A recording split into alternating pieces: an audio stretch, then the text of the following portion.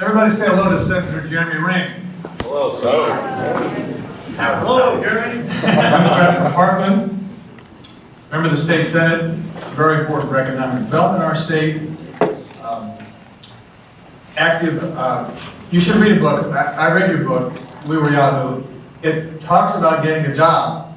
It really is a neat book about a young man who starts, like we all did in college, works his way through. Degenerate. You said degenerate. It's really very amazing and self-effacing about all the things you said about your early career.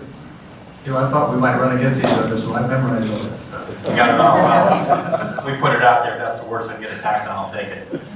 Anyway, Jeremy's had a remarkable record in the state senate. He's now graduated from that, and he's a candidate for the Democratic nomination to be chief financial officer. So we're lucky to have him. About a half an hour. I'm going to do I'll take it. a few of the questions, and then we'll go to the panel.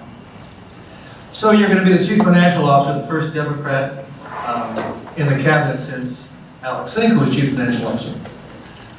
What's going to be your greatest challenge as CFO, and how are you going to meet that challenge? Well, I mean, I think the greatest challenge, and I listen to what Jamie said, but he's probably facing it, is going to be the whole integration and growth of the new financial management system, of the POM system. I can't imagine a greater challenge than literally switching over, the entire payroll plus some of the state of Florida. If we have a 32-year-old system that's based on MS-DOS, and we have 6 people who write code on it, what are you going to do to make that work for Floridians, Jeremy? How are you going to get the agencies to cooperate? How are you going to fund it? How are you going to integrate the system? What can you do that's different than anybody else? Well, I mean, I think it's all process oriented, right? I mean, when you're dealing with arguably the largest enterprise project, I would guess in the history of the state, at least that I know of, it's all making sure you have the right process and people and consultants in place. But I think one of the things that gets forgotten, I think is important, is you can't just switch over instantly. It has to be a process. You have to realize we have a system today. You cannot ignore that system that we have today. I mean, there may be one person left on earth that knows Unix, and I guess we have to have that person. But it's all process oriented. But you have to build a system that has the flexibility for the future. Like, perfect example is everything we assume is going to be blockchain driven down the line. And we're going to have to be able to build so that can be integrated. If we're ever going to do smart auditing and smart contracting and things like that, it's obviously not today, but it's coming. We have to be ready for a crypto world that could come. And I'm not saying we do that today by any stretch, but we have to have a system that's flexible enough, and we have to have individuals that are looking towards the future. The challenge we have is it's very hard to get top IT people to Tallahassee. Obviously, the salaries aren't comparable to what we get on the private side, but it's all about the process that you put in place, that you have. Each module has its own team behind it. You have the right governing aspect to it. You have the right procurement. Trust your consultant, but be on top of your consultant. A few years ago, it was, I guess, the workers' comp system, if you recall, which they tried overnight to make the switch, and it was disastrous. You cannot do that with the payroll financial management system. If we're already a year behind, according to the original North Highlands estimate, what are you going to do, particularly as a Democrat in a Republican state, with the agencies, the governor's agencies, to get this back on track? Yeah, first of all, I can't imagine paying the bills of the state as partisan. So I'd like to just take that aspect out of it, instantly. I mean, you have to set the alarm for everybody. I mean, we have tens of thousands, or maybe not that, but certainly 10,000 plus annually, pings on our system from China every year. Looking at the security aspect of it. We're in great danger. I mean, we have banks with some of the most sophisticated financial management systems in the world get hacked. And ours clearly is far from sophisticated. So I think there's a big alarm. I hope it isn't the biggest hack in the history of Florida that causes it, because you know as well as I do, that politics reacts. Yeah, your name will be in the paper. You know, and I think that's important, because I tell people, I do want 100% name ID the day of election, but I want 0% name ID every day thereafter. Because if your name gets in the paper, you've likely screwed up. It's a problem. So I don't want, you don't know, we know who the CEO of Facebook is and Apple and whatever, we don't know who the CFO is. And that's exactly how it should be. Talk to us about assignment of benefits reform. I don't know your position, don't know, as you're a former member of the state senate, maybe you can tell us what you can do with your former senate colleagues on assignment of benefit reform. So please tell us if it's a problem, what you do to solve the problem, and what you do in the Florida Senate to help them help you. You know, it's interesting. When I was a senator, I probably didn't see it as big of a problem. Now that I'm a candidate and I'm going around and meeting with larger insurance companies across the state, and sitting at their desks, we look at their books and see what's happening, recognizing it's quite a sizable problem. I know a lot of it comes down to how do we deal with the legal fees and whatnot, but if you have, there's got to be some sort of accountability back that if you have one, roof tile, that you can't be charging an entire new roof. Our public adjusters that are independent, I ask how independent they are. Right now, but I can ask how independent they are on the insurance side as well. So somewhere there needs to be an answer on that aspect of it, because there's no doubt that the insurance companies, that it's a game being played. One side is potentially undercharging, one side is overcharging. So you come in the middle, but who makes the money in the middle? The attorneys. So there has to be a fix within the public adjuster side.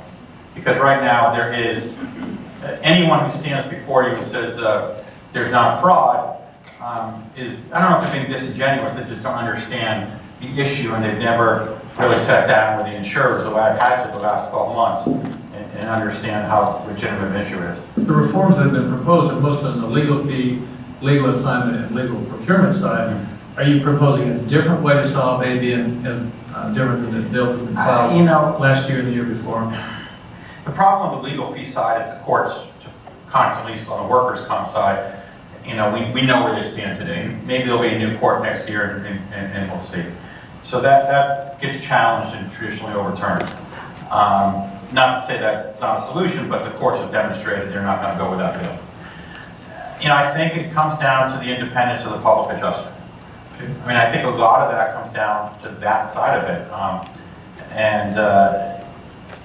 think you have to get in there, but I do think this too. The kind of World War III is the insurers and the trial lawyers. And I don't think there's been this, caucus of the two organizations to kind of sit down, not at the end of session, but the day after session ends. Because I dealt a lot with retirement for 8 of my 10 years. And Jimmy was actually the chairman of the House. So we had to work together on this. And you had the unions, police and fire on one side and the cities on the other. And you had that same distrust, almost hatred. But we sat them in the room the day after session ended. Took an entire, almost year, but we ultimately came up with a proposal that the legislature codified. Right now, one of the challenges you've got, and I'm generalizing, but if you take 50% of the legislature that side with the trial bar and 50% that side with the insurance side, it's just going to end up as gridlock. So we're talking about something that won't happen unless someone is forceful enough to get both sides in the room to come up with a solution that everyone agrees, and then the legislature will do their job. I'm not concerned about that and codify it. Senator, let's go back to workers' comp. Say we have 4.5 million Floridians. Say the insurance industry is right that Castellanos will increase rates for 14% across those 4.5 million people. Tell us about Castellanos. Tell us if you support the decision. If you don't support it, tell us what you do about it. Tell us a little bit about what you'll do about workers' comp and workers' comp reform and the cost of employers in our state. Castellanos is the same thing I just spoke about. obviously the courts have been pretty clear that, you know, when you're dealing with the legal fees, they're not traditionally going to side. I know. Would you say that you favor the council on this decision, or would you say you'd be rolling it back to legislation? I would be trying to roll it back, but not if it's just going to end up in the courts and it's just going to be another overturn, which is, it just happened twice now. So I'm not opposed to overturning it. I don't think it's turned out to be the answer because I think the courts have said that. I know, 2 years ago when they had the big increase, they came down a little bit this year, obviously. Again, workers' comp is one of these things where do you get the fees out of the attorney or do you get the fees out of the worker? I'm sure most of these people, in the room don't feel great about giving the fees to the attorneys, but don't want to see it taken out of the workers' side, either. So, but I don't oppose caps. I don't oppose fee structures or anything like that. If you're asking me how do I can tell you how I get there, but my answer has been overturned by the court twice. So I really come back to what I said earlier, which is there's really two ways you look at workers' comp. One is the independence of the rate makers, and the other is the legal fees. I know the insurance industry doesn't want to give up the rate-making aspect that NCCI has, and I understand and appreciate that. And the trial attorneys don't want to give up, caps on fees. I mean, they don't want to have caps on fees. So we're stuck in this gridlock. So it comes back to how does everyone get in a room and figure this out the day after. And I do think that we did it. I'm going to come back again to pension reform, which makes sense because TaxWatch was engaged in that. The police and fire did not want to give up their extra benefits that came with, as you remember, the 1999 law. The cities obviously wanted that back. What we ended up doing was taking the state out of the collective bargaining aspect, but said if you can't make an agreement, there's a sequestration, both sides will feel pain. So we didn't have an answer going into the discussions, but we spent hundreds of hours and we came up with that answer, which incentivized and forced both sides to come up with an answer. So maybe there's something to be said there. I understand the issue, but the answer that the legislature has given, which I don't oppose, the courts have overturned. Let's go back to the workers' comp just a little bit. Fausto Gomez asked in the previous session why we did not have competitive rate making for workers' compensation in Florida. Senator, do you know why we don't have it? Can you tell us your approach to that and what you'd be interested in a more competitive rate making process for workers' comp? I understand that the insurance company wants to hold on to that, but I do believe in competitive rate making. And you'd lead a legislative effort in order to do that? I think it's the right thing, but I think it has to be part of the larger package. I think if one side's going to give up the rate making, the other side may have to give up certain fees on the legal side. I think both sides are, they're just dug in on their side. I don't think you're going to get an answer if you do one or the other. I would like to see competitive rate making. I think, you have a bad company out there, and they've done whatever it may be, yet they get to set, the rates aren't set based upon, their activities. They're set based upon the industry activities. So, I think just in general, a free market world is somewhat problematic. Senator, according to your digital profile, as reviewed by me, you did not support Governor Scott's 2011 reforms on our state pension system, and particularly the 3% copay. Do you support that now, or if you don't support that, what would you do to make our Florida retirement system actuarially sound? You might talk about finances, you might talk about the actual wear rate, you might talk about the expected rate of return. How do we fill our deficit in the Florida retirement system? I find, I've always found that to be misleading. We are actuarially sound. 80% plus is actuarially sound. And I've yet to see a financial rating agency on planet Earth, put forth the alarm on the retirement system. We're a little bit over the 80%, but 80% is the number. 80% is the same as 100%. But 80% is a number that's set. So it is actuarially set. I do support the 3%. Okay, to be real clear, I do support. I believe if you are an employee, you should pay into your retirement. Where I got sidetracked, I was the chair of that committee. Anything that had to do with pension came from my office. I thought a lot of those ideas that were put forth were unfair. You had taking everybody at one point off a defined benefit plan. And I have a problem with that. I don't want, and I certainly think we need a stable retirement system, but we also need to have people, and I'm not against defined contribution, I want to be real clear about that. So I don't want anyone to think I'm against someone going on a 401k plan. I get that. But I also support a defined contribution, a defined benefit plan, because you spend your life planning for your retirement. And I think if that's how you're doing it, you're being conservative in how you spend every year, you should be able to have that retirement. So I believe strongly in that. I believe strongly you should pay into your retirement. I think 3% is a fair number. I can tell you that as a Democrat, I got absolutely attacked. You got it from both sides. Oh, I got kicked everywhere. You know, I was a ping pong, I was a pinball. But I maintained that you should have some skin in your retirement. You should pay into your retirement. And for those that came after me that said I tax them, because again, this was me now, okay? Said it's not a tax, it's your money, you're paying to it, you'll get it later. And by the way, if I'm not mistaken, and you'll tell me if I'm wrong, but I don't think we were the 50th state in America to put a contribution on the retirement system. So I strongly believe in that. And again, you're right, I got attacked from all sides on that one. But I was okay with it. Let's shift a little bit to our 50 states' efforts to have more transparent information about state government to taxpayers. Talk to us about Tell the Truth Texas or the Joshua Mandel model in Ohio, or ways that we upload our state financial system so that taxpayers can review it. You might talk to us about whether you put state compensation up on the site, whether you put drop payments up on the site. Talk to us about transparency as a concept and how you implement it if you choose to do so. I think that, you know, it's kind of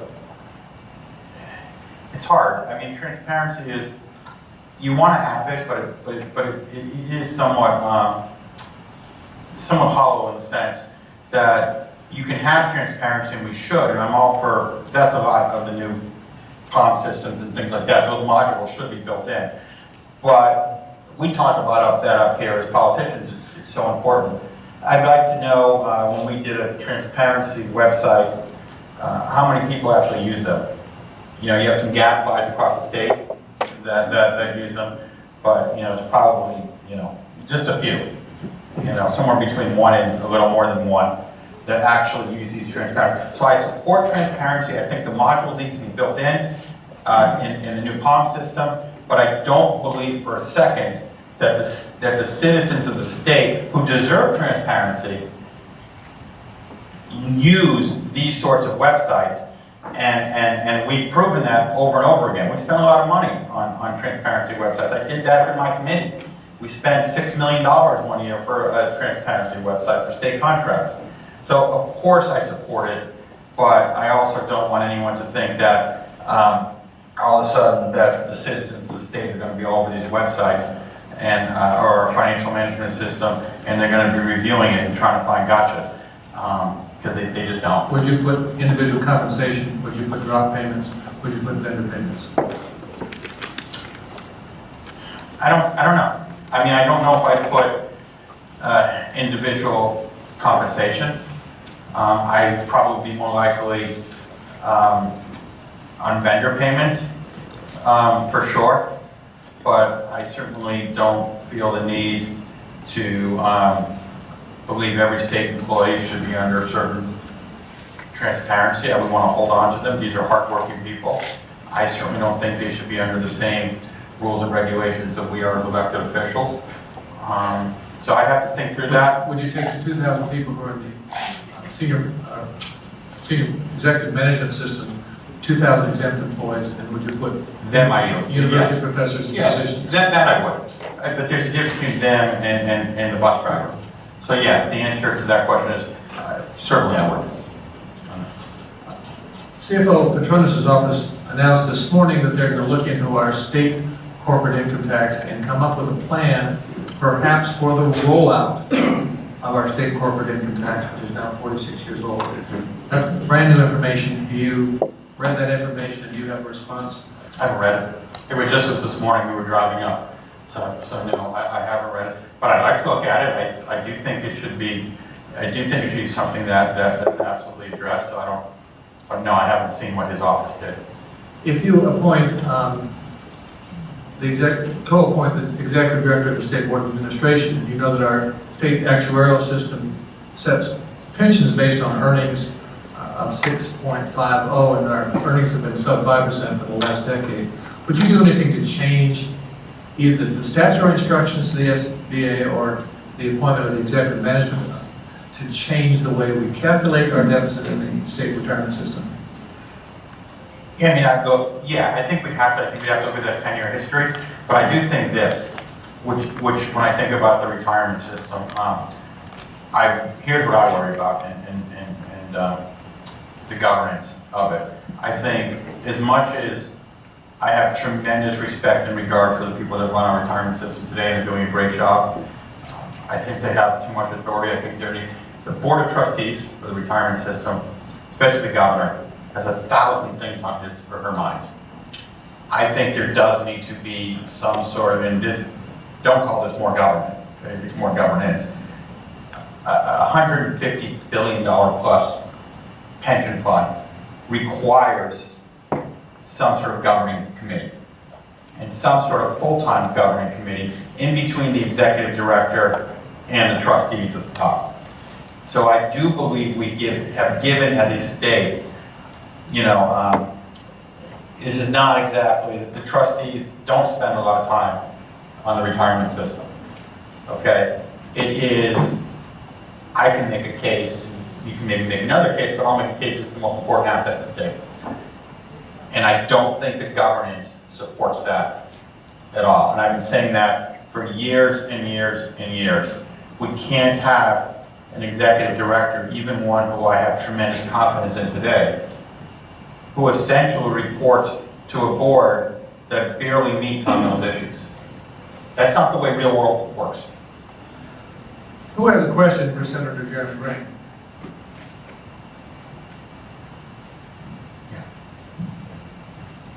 Sorry, point to both of you. Senator, what's your thoughts on the online retail sales tax issue? Is that the Amazon issue? Well, That I've Fremont dealt says with for years? Is that the online issue? Wayfair, South Dakota issue now, but I mean, I've seen it over the years. I always believe, I haven't been in here the last 2 years. If it's the same sort of issue, I believe Amazon needs to pay its fair share. I think it needs to be equal to what the retailers are. I know that was a big issue over the years. So, Would you join the 50-state compact? yes. Would you assign people in your department to enforce it against Yes. Florida retailers? Against Florida retailers? Against Florida retailers or against retailers outside of Florida, both? Oh, no, I'm sorry, I said that. No, I want to give the Florida retailers that extra benefit. Okay? I believe that they're losing a lot of ground to the Amazons of the world, and I would do whatever it takes to help make some of that ground up. Thank you very much for your presentation today. My question is, what are the 3 or 4 or 2 or 3 big differences between you and the current CFO? Why would we want to vote for you as opposed to the current CFO? Well, if you look at our track record and our history, it's 2 very, very different individuals. I spent 5 years working for the highest profile publicly traded company in the world. When I was 5 years, I had a yacht for the first 5 years. I understand what that sort of pressure can be, and guarantee it's greater than pressure that most elected officials would feel. But more importantly is I have a very different vision for the office. There's the prescriptive vision, which I'm sure we share, maybe there's some differences, where obviously the IT aspect, the insurance, regulatory aspect, the fire marshal aspect, and let's put that over here. I view the role also as potentially being the chief innovation officer. I was the creator of the Florida Growth Fund. It's a $1 billion venture capital fund using Florida retirement system that's been probably the most successful state mandate venture capital fund to invest in Florida technology companies. $1 billion. I think we can leverage the $160 billion we have in investment capital today. Better for Florida. I've spoken to CEOs of companies like Ryder and Hertz and FPL and others. And I've said, what if we give you, pick a number, 100, 200, 300 million, and you build an incubator, Disney, on your campus? We don't want to, we'll give the capital, you're the investment committee, but in order to use this money, you have to be the largest client of this startup company. So that hopefully assures the return for the beneficiaries, which is the most important thing. I'm also the founder of the Florida Institute of Commercialization, which is the #1 technology incubator in the state. Over 75 companies have been started from our technology companies, from our incubator in Gainesville. So I look at the entire innovation ecosystem from start to exit, inception to exit. I think things like jobs are hollow rhetoric. I totally believe that. And what I mean by that is, I think you have to build a great business environment, start a company up, let that company grow, and as a result, they're going to hire. Would I get excited about Amazon.com coming here? I mean, maybe, but not as excited as I'd be if we started the next Amazon.com from here. And if we could connect incubators with investment capital the state can provide at the cabinet level, forget about the legislature now, with our largest businesses, then we've got an innovation economy. And I know nobody running statewide either has that track record that I have or is even thinking in that regard. Thank you. Dominic gets the last question for Senator Jeremy Ring. Senator, thank you first for your long service and your family's sacrifice as well. And thanks for your partnership. We've had a great partnership for many, many years from the beginning. And when others didn't know what the single sales factor was, you got it right away and moved it. And so we were really glad to see that. Actually, we like the threshold lower, but my question really centers on, as CFO, I'm not even talking about the legislation to change the pension system, but just to make it more actuarially, at least conservative, modest rate of return. I think now it's like 7.65, and they had a food fact to bring it from 7.765 to down to that. Each time they drop it like 1/100 of a point, it costs like 100 million or so. So we really don't have the pension funded at around 82 to 84% of assets to liabilities, probably much lower if you look at a realistic number. What would you do, if anything, to help add transparency and some real honesty to what the realistic actuarial number should be, and with your staff and others to make sure we have a realistic number rather than lull ourselves into this, mythical belief we have? Because honestly, if anything, we're going to have more unfunded liabilities because people are going to live longer, not less, and et cetera, et cetera. I mean, does the 7.75? I think that needs to be addressed. I don't think anyone in this room would argue, hopefully, with that. We're going to disagree on what I think is a fair unfunded liability. It's just not. I don't agree with you. I don't agree with with the substance of necessarily what you're saying. I do agree that when we play with that, the 7.75, it costs money, and that's the balancing act that we have. If you think there's a better way to true it up, we can certainly do that. But what I won't do is stand here before you today and call the alarms on the Florida retirement system. What I did do is, for 8 years, I called the alarm on the local retirement system. On the chapter 175 and 185, where over 50% of our cities were below 50%. Okay, and we fixed that after years and years and years. And I was the first one to say we were at the alarm. When I hear Detroit, I say, well, Detroit's a city, the Florida retirement system isn't, it's not a fair comparison. But we want to compare it to our cities? Our cities were disastrous. Disastrous. And we fixed that. So I feel very good about when I see the alarm going off. And I did this, and I know you had Representative Matt Caldwell earlier today, and he did it with me, and Senator Rob Bradley. We took what was the alarm of this state, and we fixed that. And I led that for 8 years. So I take great pride in understanding retirement. I take great pride when I see the alarm going off. I was a Democrat that went against the unions for years to fix that issue. I was a Democrat that put, okay, the 3% on the unions to get pushed around from all sides, because one side said it's not enough, one side said it's too much. So I think I've been very balanced and very fair when it comes to retirement. And I stand on my record very proud. There is not, if anyone thinks that is a partisan liberal record on retirement, you watch to see how much the unions come out and endorse me. Everybody say thank you.